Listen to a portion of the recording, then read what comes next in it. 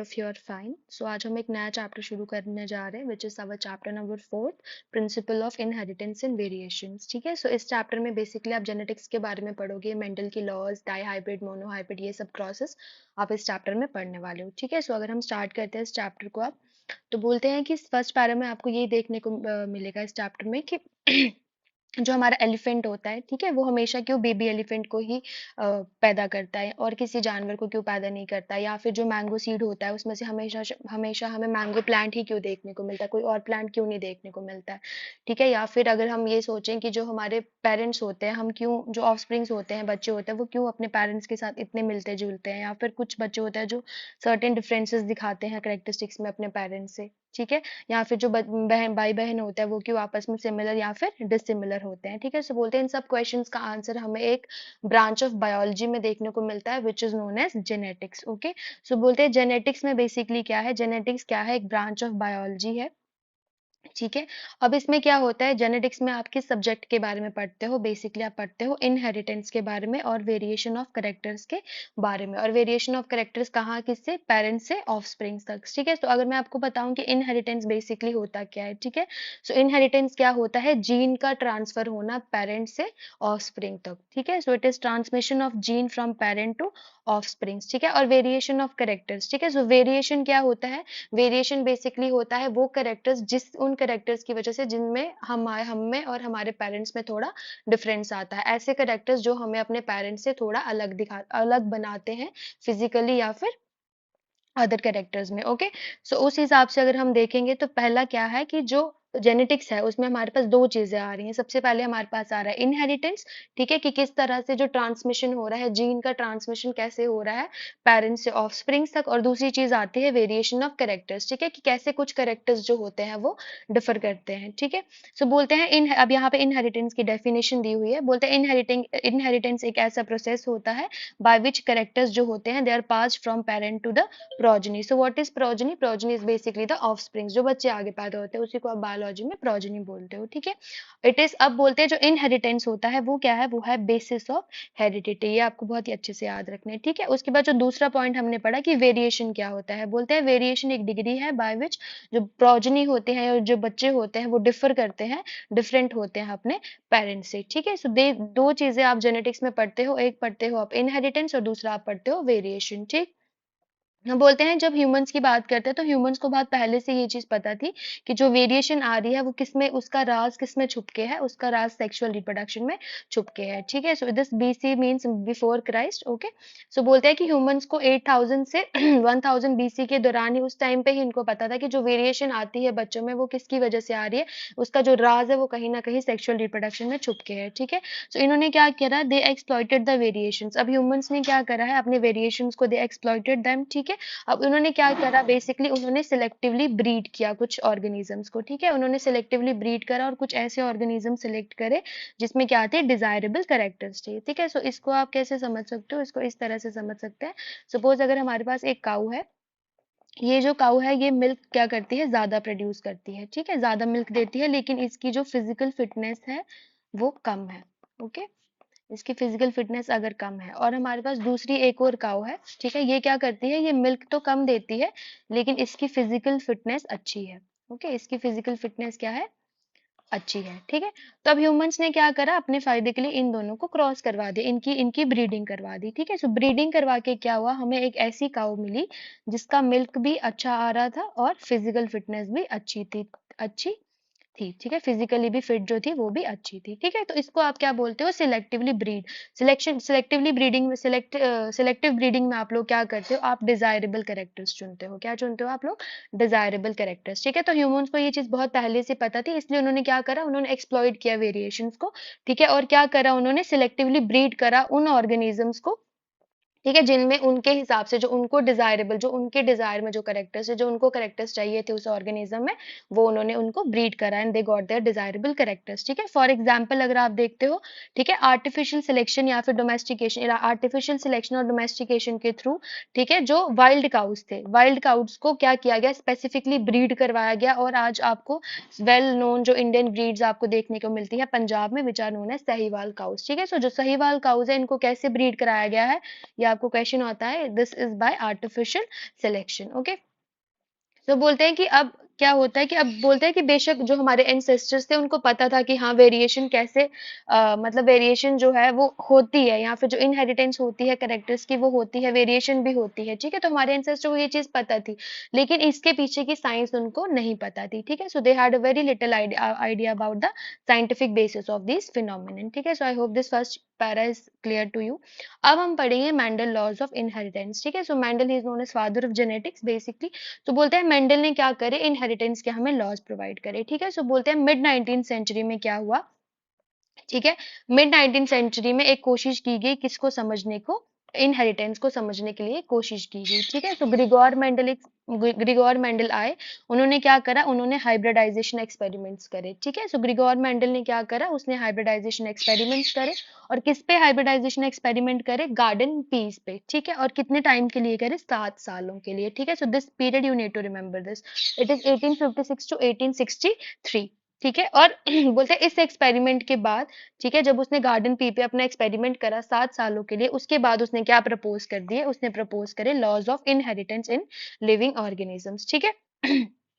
अब बोलते हैं कि जब मेंडल ने एक्सपेरिमेंट्स करे या मेंडल ने जब इन्वेस्टिगेशंस करी, तो ऐसा हिस्ट्री में पहली बार हुआ था कि जो बायोलॉजी के इश्यूज थे, बायोलॉजी की प्रॉब्लम को सॉल्व करने के लिए मैथमेटिकल अप्रोच यूज हुई थी, ठीक है। सो यही इस पैरा में लिखा हुआ है, यही इस लाइन में लिखा है कि जब मेंडल इन्वेस्टिगेशंस हुए, ठीक है, उस दौरान क्या हुआ कि स्टैटिस्टिकल एनालिसिस और मैथमेटिकल लॉजिक अप्लाई किए गए, किसको सॉल्व करने के लिए, बायोलॉजी की प्रॉब्लम सॉल्व करने के लिए उन्होंने मैथमेटिक्स का अप्रोच किया, ठीक है। और उसकी जो एक्सपेरिमेंट्स थे उसमें क्या था, लार्ज सैम्पलिंग साइज था। सो लार्ज सैम्पलिंग साइज लेने का क्या मतलब होता है, जब आप लार्ज सैम्पलिंग साइज देते हो तो उसमें एरर के चांसेस कम होते हैं, ठीक है। तो इसलिए मेंडल ने भी क्या करा, उसने लार्ज सैम्पलिंग साइज लिया, ठीक है। उसके बाद क्या हुआ कि जो उसके कंक्लूजन्स आए, जब उसने एक्सपेरिमेंट्स करे, ठीक है, उसके बाद जो जब उसने एक्सपेरिमेंट्स करे अपने टेस्ट प्लांट्स पे, ठीक है। सो एक्सपेरिमेंट्स जब उसने करे अपने टेस्ट प्लांट्स पे, उसके बाद क्या हुआ, उसके ऐसे कंक्लूजन्स आए, ठीक है, जिसने कंफर्म कर दिया कि हाँ जो ये चीज बोल रहा है उसमें रूल्स ऑफ इनहेरिटेंस आ रहे हैं, और ऐसे ही ये नहीं है कि मेंडल आके कोई स्टोरी सुना रहा है, ठीक है। उसके जो रिजल्ट्स आए थे, दे कंफर्म्ड कि हाँ ये मेंडल जो ये आदमी बोल रहा है उसका कोई ना कोई लॉजिकल अप्रोच है, उसका कोई ना कोई लॉजिक है, क्योंकि उसके रिजल्ट्स उस तरह से आ रहे थे, ठीक है। सो अब मेंडल ने क्या करा, बेसिकली मेंडल ने इन्वेस्टिगेट किया करेक्टर्स को, ठीक है। करेक्टर्स कौन से, गार्डन पी में उसने कुछ करेक्टर्स को देखा, ठीक है। और उसने क्या करा, हर एक करेक्टर का एक अपोजिंग करेक्टर लेके आया, वो अपोजिंग ट्रेट लेके आया, ठीक है, जिसको आप क्या बोलते हो, जैसे अगर उसने हाइट ली कर एज अ करेक्टर, अगर वो पी प्लांट की हाइट को एज अ करेक्टर कंसीडर करेगा, तो हाइट में क्या आता है आपके पास, टॉल आता है और ड्वार्फ प्लांट्स आते हैं, ठीक है। या फिर अगर सीड लेगा वो, तो सीड में आपके पास क्या थे, येलो या फिर ग्रीन सीड्स आर। तो वैसे उसने बहुत सारे जो पी प्लांट था उसमें बहुत सारे उसने करेक्टर कंसीडर करे, और उन करेक्टर्स के क्या थे, हर एक के दो ऑपोजिंग ट्रेड्स थे, ठीक है। जैसे आपको यहाँ देख रहे हैं, देखो यहाँ पे उसने क्या करा है, पहला करेक्टर स्टेम हाइट लिया है, तो स्टेम हाइट का कॉन्ट्रास्टिंग ट्रेड क्या है, कि जो स्टेम हाइट है वो टॉल हो सकती है, ड्वार्फ हो सकती है। फ्लावर कलर अगर देखेंगे तो कलर क्या हो सकता है, वॉयलेट होता है, व्हाइट होता है। अगर पोजीशन देखोगे आप फ्लावर की, तो किस फ्लावर की पोजीशन एक्सियल हो सकती है, टर्मिनल हो सकती है, ठीक है। जो पॉड होता है, पॉड की शेप क्या हो सकती है, इन्फ्लेटेड हो सकती है, कंस्ट्रिक्टेड हो सकती है। पॉड का कलर क्या हो सकता है, ग्रीन, येलो हो सकता है। सीड की शेप क्या हो सकती है, राउंड और रिंकल्ड हो सकती है, और सीड का कलर क्या हो सकता है, येलो और ग्रीन। सो बेसिकली स्टेबल का क्या मतलब है कि हर एक जो उसने करेक्टर लिया था पी प्लांट में, उसके क्या थे, दो ऑपोजिंग ट्रेट्स थे, ठीक है। सो यही इसने यहाँ पे बोला हुआ है, ठीक है। सो बोलते हैं कि हर एक उसका क्या था, दो ऑपोजिंग ट्रेड्स थे, ठीक है। अब उसके बाद यहाँ पे आ जाओ, बोलते हैं मेंडल ने क्या करा, मेंडल ने कंडक्ट किया क्या, उसने आर्टिफिशियल पॉलिनेशन कराई, क्या कराई, आर्टिफिशियल पॉलिनेशन, या फिर जिसको आप क्रॉस पॉलिनेशन बोलोगे, ठीक है। और उसने क्या यूज करा, उसने true breeding P lines use करे, ठीक है। So true breeding P lines का मतलब क्या होता है, बोलते हैं एक ट्रू ब्रीडिंग पी लाइन वो होती है जिसमें क्या हुआ हो, कंटिन्यूअस सेल्फ पॉलिनेशन, जिसको हर एक जनरेशन के दौरान बार बार क्या की गई हो, उसमें सेल्फ पॉलिनेशन की हो, ठीक है। सेल्फ पॉलिनेशन की हो ताकि वो क्या करे, स्टेबल ट्रेट इनहेरिटेंस को शो करे, ठीक है, और एक्सप्रेस करे बहुत सारी जनरेशन के लिए, ठीक है। So self pollination, true breeding P plant वो होते हैं, ट्रू ब्रीडिंग प्योर लाइन जिसको आप बोलते हो, प्योर लाइन वो होती है जिसमें बार बार हर एक जनरेशन प्रति जनरेशन क्या किया गया, क्रॉस सॉरी सेल्फ पॉलिनेशन की हो, ठीक है। सो मेंडल ने क्या करा, आर्टिफिशियल पॉलिनेशन करी, क्रॉस पॉलिनेशन करी, और उसने कौन से ऐसे प्लांट सिलेक्ट किए जो क्या थे, जो ट्रू ब्रीडिंग पी लाइन से, उसने वैसे प्लांट्स को सिलेक्ट करा, ठीक है। अब क्या किया मेंडल ने 14 ट्रू ब्रीडिंग पी प्लांट्स को क्या किया सिलेक्ट किया, ठीक है। सो 14 ट्रू ब्रीडिंग पी प्लांट्स को सिलेक्ट करा, ठीक है। और उसमें क्या था, उसमें सारे जो करेक्टर्स थे वो क्या थे, सिमिलर थे एक्सेप्ट फॉर वन करेक्टर, ठीक है। सो उसने क्या किया कि एज पेयर्स दे वर विच वर सिमिलर, सारे जो उनके करेक्टर्स थे वो सिमिलर थे, लेकिन हर एक प्लांट में जो एक करेक्टर था वो क्या था, वो डिफरेंट था, ठीक है, विद कॉन्ट्रास्टिंग ट्रेट्स, और उस करेक्टर के अपने दो कॉन्ट्रास्टिंग ट्रेट्स थे, ठीक है। सो बेसिकली लाइन क्या कहती है कि मेंडल ने 14 प्लांट सिलेक्ट किए, उन 14 प्लांट्स में क्या था, सारे करेक्टर्स जो थे वो सेम थे except for the one character, जिसमें एक करेक्टर क्या था, वो डिफरेंट था, ठीक है।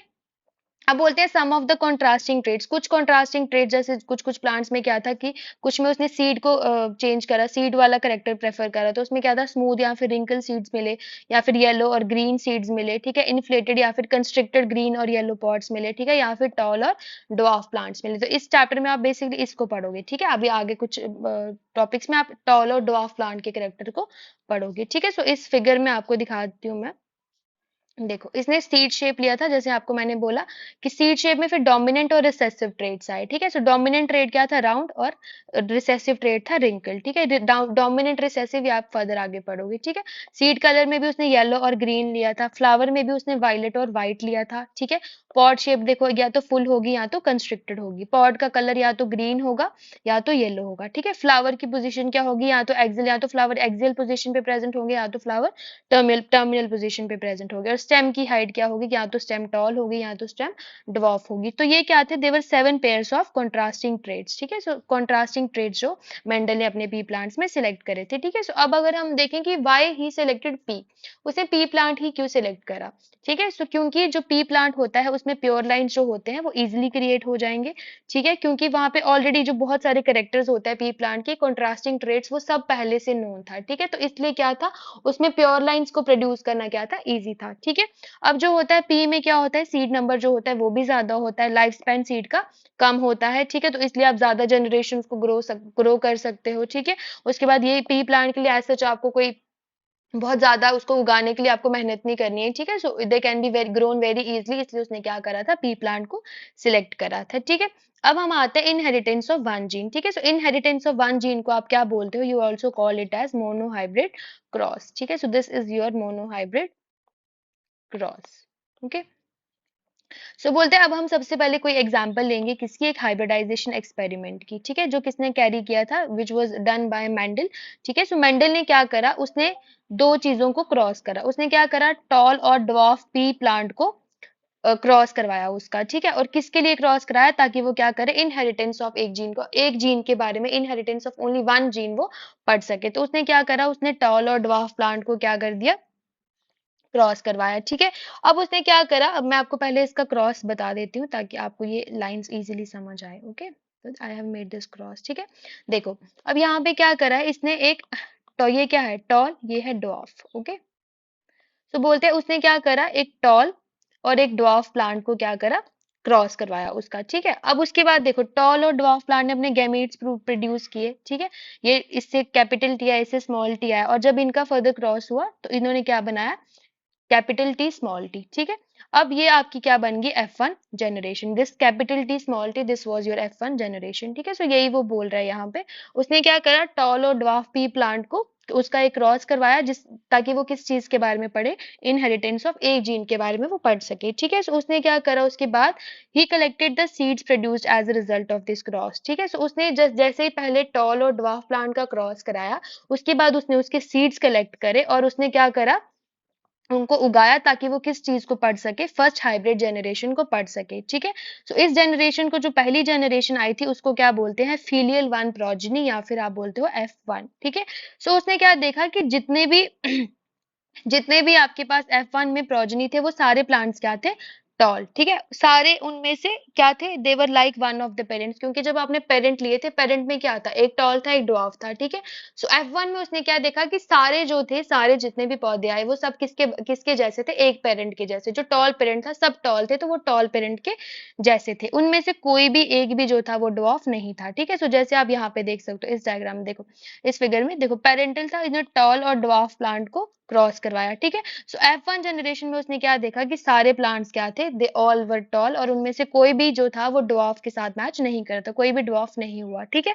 अब उसके बाद क्या हुआ, उसने ऐसे ही बहुत, जैसे इसने यहाँ पे स्टेम की हाइट लेके करा है टॉल और ड्वार्फ, ठीक है, तो ऐसे उसने बहुत सारे और भी करेक्टर्स के साथ देखा, और भी करेक्टर्स के साथ एक्सपेरिमेंट किए, और उसने देखा कि कोई भी ऐसा एक्सपेरिमेंट नहीं आया जिसमें F1 जनरेशन जो थी वो सिर्फ एक ही पेरेंट के साथ क्या करी थी, वो सिर्फ एक पेरेंट के साथ वो मैच करी थी, ठीक है। सो इसने यही लिखा है कि he made similar observation for other pairs also, ठीक है, तो उसने और भी बहुत सारे सिमिलर ऑब्जर्वेशन देखी। उसने क्या देखा कि F1 always resembled either one of the patient parents, ठीक है। सो जो F1 थी वो हमेशा हमेशा किसको रिजेंबल करी थी, अपने एक पेरेंट को, ठीक है। और दूसरे जो ट्रेड था, दूसरे पेरेंट का जो ट्रेड था वो उनमें नहीं दिखाई दे रहा था, ठीक है। सो ये आपकी आगे F1 जनरेशन की स्टोरी, ठीक है। अब उसके बाद उसने क्या करा, मैं आपको इस क्रॉस में दिखाती हूँ, ठीक है। सो ये आपका F1 आ गया, ये आपका क्या था, दिस F1, और ये क्या था आपके पास, ये टॉल था, ओके, जैसे मैंने यहाँ लिखा है ये टॉल था, ठीक है। अब उसने क्या करा, इस F1 जनरेशन की सेल्फिंग कराई, इसने आपस में इसको क्रॉस करवाया, ठीक है। So capital T small T cross capital T small T, ठीक है। सो जब इसने कैपिटल टी स्मॉल टी को क्रॉस करवाया, आप देख सकते हो यहाँ पे मैंने एक प्यूनेट स्क्वायर बनाया ताकि आप इजीली इसको, ठीक है। सो आप क्या करोगे, देखो जब कैपिटल टी और कैपिटल टी मिलेंगे तो क्या बनाएंगे, कैपिटल टी ये बनाएगा टॉल, ठीक है। कैपिटल टी, जब कैपिटल टी स्मॉल टी मिलेंगे तो ये क्या बनाएगा, टॉल, लेकिन इसका जो जीनोटाइप है वो क्या है, कैपिटल टी स्मॉल टी, ठीक है।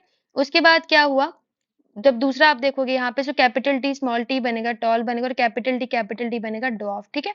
लेकिन इसने क्या देखा कि F2 जनरेशन में आपके पास डॉफ आया, ठीक है, क्योंकि आपके पास डॉफ आया, समझ आए। तो इसमें क्या हो गया, जो जो करेक्टर पहली जनरेशन में नहीं आ रहा था, जब मैंने आपको पहली जनरेशन पढ़ाई, हमने देखा कि उसमें सिर्फ एक करेक्टर आ रहा था पेरेंट का। देखो जब हमने पेरेंट पढ़े, पेरेंट में दो करेक्टर थे, एक टॉल था एक डॉफ था, ठीक है। F1 जनरेशन में क्या हुआ, सिर्फ आपको टॉल देखने को मिला, सिर्फ आपको ये वाले पेरेंट का करेक्टर देखने को मिला, ठीक है। लेकिन जब F2 जनरेशन आई उसमें क्या हुआ, आपको टॉल भी देखने को मिला, आपको ड्वार्फ भी देखने को मिला, तो यही वो आगे पढ़ाएगा आपको, ठीक है। सो बोलते हैं मेंडल ने फिर क्या किया, सेल्फ पॉलिनेट किया, किसको, F1 जनरेशन को, ठीक है। और उसने उसके सरप्राइज में, उसको फिर वो सरप्राइज हो गई ये चीज देखी कि F2 जनरेशन में क्या था, कुछ जो ऑफस्प्रिंग्स थे वो क्या थे, ड्वार्फ, ठीक है। सो बोलते हैं वो करेक्टर जो पहली जनरेशन में नहीं एक्सप्रेस हुआ था, अब वो F2 जनरेशन में वो क्या हो गया, वो एक्सप्रेस हो गया, ठीक है। सो बोलते हैं प्रोपोर्शन क्या था प्लांट्स का, दैट वर ड्वार्फ, बोलते हैं कि 1/4, ठीक है। अगर 4 प्लांट्स आप कंसीडर करोगे, 4 में से जो एक पौधा था वो क्या था, वो ड्वार्फ था, वो क्या था, वो ड्वार्फ था, वो छोटा था हाइट में, ओके। अब बोलते हैं 1/4 of the F2 plants they were डॉफ, and 3/4 जो था वो क्या था, टॉल, ठीक है। सो इसमें आपको क्या मिल जाता है, इसमें आपको फिनोटिपिक रेशियो मिल जाता है, क्या मिल जाता है, फिनोटिपिक रेशियो, जो आप देख पा रहे हो, ठीक है। तो फिनोटिपिक बेसिकली क्या होता है, जो आप अपनी आंखों से देख सकते हो, जो आपको दिखेगा, जो मॉर्फोलॉजिकली आपको बाहर दिखेगा, ठीक है। तो जब उसने 4 पौधे देखे, उसमें उसने देखा कि जो 3 प्लांट थे वो क्या थे, वो टॉल थे, और जो एक प्लांट था वो क्या था, वो ड्वार्फ था, ठीक है। सो ये चीज आई होप आपको समझ आई होगी, ठीक है। अब बोलते हैं जो टॉल और ड्वार्फ ट्रेड्स थे, ठीक है, वो किसके साथ आइडेंटिकल थे, अपने पेरेंटल टाइप के साथ, वो बिल्कुल अपने माँ बाप जैसे थे, ठीक है। और उनमें कोई भी ब्लेंडिंग नहीं थी। सो ब्लेंडिंग का मतलब क्या है, कि ऐसा नहीं था कि टॉल और ड्वार्फ मिलके कुछ मीडियम साइज बन गया ना, या तो वो टॉल बने थे या तो वो ड्वार्फ बने थे, ठीक है। सो यही वो बोल रहे हैं कि उसमें कोई भी ब्लेंडिंग एज सच नहीं थी, ठीक है। जो सारे ऑफस्प्रिंग्स थे, आइदर वो टॉल थे आइदर वो ड्वार्फ थे, और कोई भी बीच की हाइट का नहीं था, ठीक है।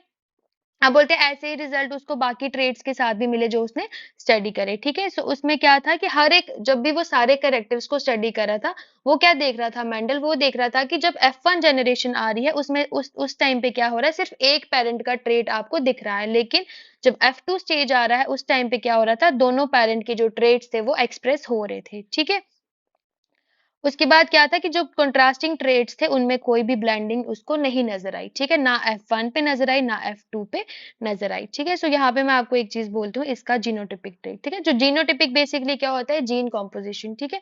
तो यहाँ पे क्या होता है, आपको देखो यहाँ पे कैपिटल टी आपके पास एक था, कैपिटल टी स्मॉल टी आपके पास दो थे, एंड कैपिटल स्मॉल टी आपके पास एक था, ठीक है। So the genotypic ratio comes out to be 1:2:1. So this is the genotypic ratio for your monohybrid cross, ठीक है। तो ये जीनोटिपिक रेशियो है, और फिनोटिपिक रेशियो क्या होती है, 3:1. So you need to remember this by heart, okay।